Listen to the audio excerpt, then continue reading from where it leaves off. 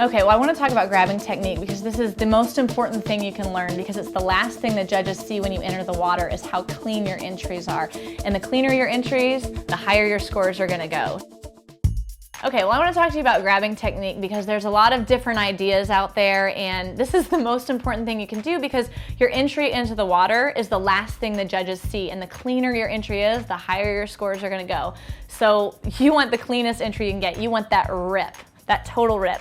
Well, the best way you can grab, a lot of people think you need to grab high on your hand, but that's kind of a myth. You actually want to grab your fingers, and you can use whichever hand is just natural for you. I've heard some people think it should be your dominant hand, but really whatever is natural for you is where you should start.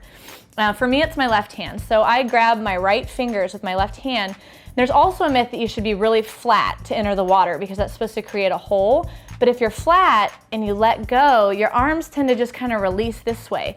But you actually want to kind of wedge it to where your wrists aren't flat, but they're kind of almost at an angle, and your fingers are really the only things going in, and then your wrists just snap when you swim. It gives you a lot quicker and a more natural timing into the water, and that's going to make your rip really clean.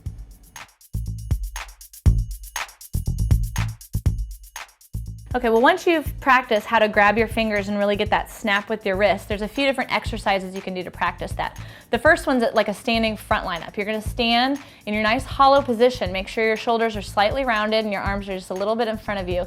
And you're gonna, just like you would come out of a dive, you're gonna look up, you're gonna cock your wrists, and you're gonna grab and practice that entry. Now, for back lineups, there's two different ones. If you're doing a required dive, a basic like a back or reverse dive, you come out to the side. So as you stand up, you're gonna keep your hands down, you're gonna tip your head back, and your hands are gonna come out the side, and then you're gonna grab and swim. The back lineup for your optional dives, you're gonna come out the front. So you're gonna keep your hands down because you wanna kick with your hands down, then you're gonna tip your head back and look, then you're gonna reach through the front with your arms and do that same rip action. Now, each of these exercises, you can do maybe 10 to 20 of each one of those, and you can just do them really fast, but make sure you're doing the right technique and getting that right hand grab in the swim. So now the first thing you want to do before you start flipping and doing all your plyometrics is to do some preventative shoulder stuff.